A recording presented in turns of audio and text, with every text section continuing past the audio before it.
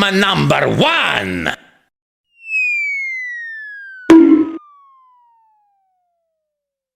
Have a rotten day!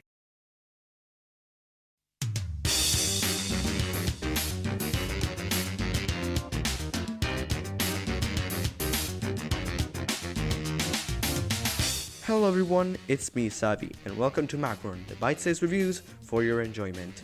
This episode is going to be all about Wario and Wario Land 4, Wario's greatest achievement. Now, Wario isn't like that type of character that you would see as a hero, the starring protagonist of a platformer. He's greedy, he's fat, it's all these little things that do not make him that much of a hero. But he managed to sneak in the Mario Land franchise as the villain of Super Mario Land 2, which deserves its own Macaron episode, and then just made the Mario Land series its own with Wario Land, so it was pretty different. And considering that now the Game Boy Advance is 20 years old, just a few days ago, I can say that Wario Land 4 is probably the best way you can experience Wario as a whole character. We have Wario and Shake It, WarioWare, all these different games, but in my opinion, this shines atop of them all. Why so? Well, let's find out. The story starts when our hero Wario is just looking at the newspaper, but when he sees the article for a shining pyramid with some type of treasure hidden in, he just goes with his car to this magical pyramid.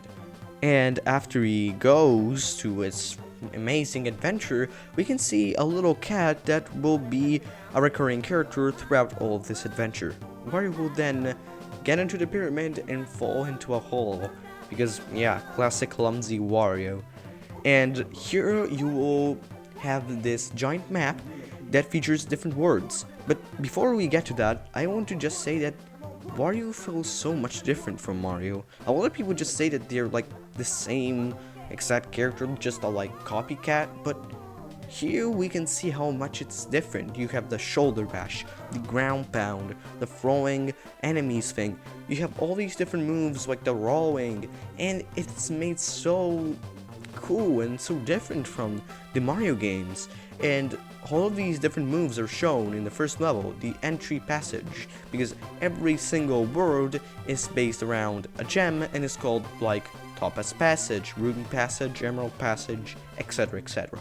Now, the thing is that this game is much more explorative and puzzle oriented than a normal Mario game. You'll have like these purple pipes that just you go in, you will then find a diamond thanks to your skills, like you have to solve some type of puzzles using Wario's different abilities. And the thing that makes this game even more enjoyable is a new mechanic that was introduced in this game.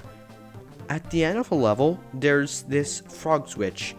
This is really important because when you hit it, a countdown starts. So you panic, it's like anxiety, and all the word just distorts, the background gets all weird and stuff.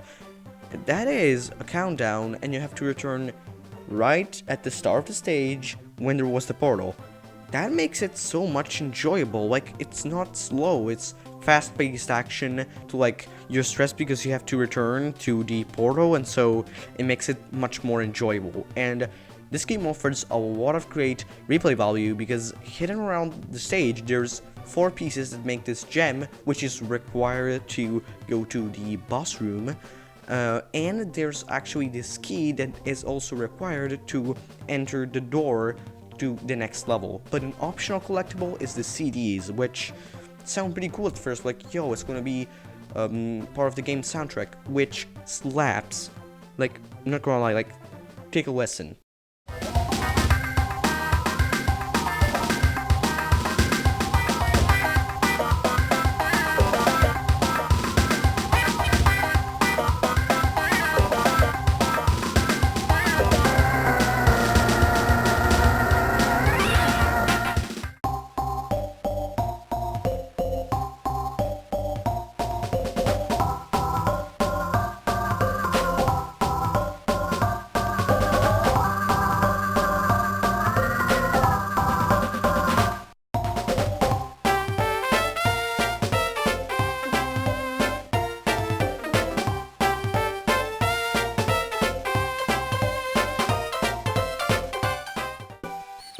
Hello there. ウクレレみたいな旅をしよう歩いて行こう月のかけらを拾いながら地図の顔 This is amazing. And actually, it's not the soundtrack, it's like random sounds. There's one that is literally the sound of a fly. There's like a little girl that is laughing, so it's all really weird, really Wario. I don't know if you like understand what I'm trying to say. And this makes it so interesting and weird. And the thing that makes this game even more interesting and different from the typical platformers is the theming of each level. You got your basic grasslands, you got your volcanoes, your water stages, your forest, but each of these levels just expand. They are so much different than the basics. Like there's this level which is a volcano, and just walk in, the music slaps as just put it before, and when you hit the frog switch, the color inverts. Like when I first played it, I was like, yo, is this a JoJo reference? The Wario? No. It's actually, it becomes an ice cave, so it's completely different. And in that same world, you have so many other different stages. You have that like pirate one, which was like with the different like ghosts that transform you into a zombie. You have like one that was an hotel. In the different worlds, you got a pinball machine. Then there was like the one based on crayons. There was another that was basically a fridge. I'm not even kidding, a fridge. One that was a board game. So many different themings. Like, you don't see every day like this in a Mario game, in a new Super Mario Bros. Game. It's basically all the same things. A desert, this, that. But here there's so many different things. It makes it so much interesting. The bosses too are interesting. Like there's this cat bat thing that is half a cat and half a bat. Then there's like this, which is literally a clock. I don't remember the name. And then there is the giant bear that you have to eat with the like little things, because it's like a huge balloon. This just screams charm, and really think this game's charming. It's the only way that I can describe this, and Wario's character throughout all of this adventure feels genuine. It's not like your typical hero. He's a jerk, and so when you do like things, he's going to do all the weird Wario sounds, and like in the end, when you like enter a stage, he just screams. He goes like, wah. I'm not even kidding. Like, this is amazing. It just oozes with charm and personality. Wow, this is one of my favorite games of all time. But I'm trying not to be biased, because this was a huge part of my childhood, as I was a 3DS owner, and then Nintendo cut the price. Like I bought it the first days, but then Nintendo cut the price a lot, and so they made us people that bought the 3DS on the first days at full price ambassadors, the 3DS ambassadors, and gave us 10 NES games. And you can see they're very ancient. They don't even have the save state functionality. The UI was different, but they also gave us a lot of GBA games that were never released to the public. And if you hack your 3DS, you can get them nowadays. Like, it's not possible without hacking to get these on a new 3DS, on a 2DS, on a 3DS XL, all the other models, just the original 3DS. And Wario Land was a game that always surprised me as a child, because I was used to the different Mario games, the typical like themings, but here it just went so different. And yeah, this whole game is just really good, and completing it just makes me feel really happy. In the end, the final boss is this diva, the golden diva.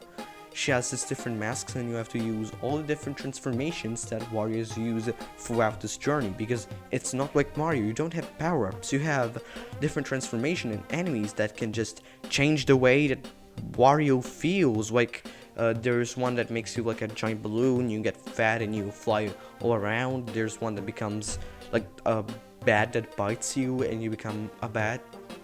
That's really cute too.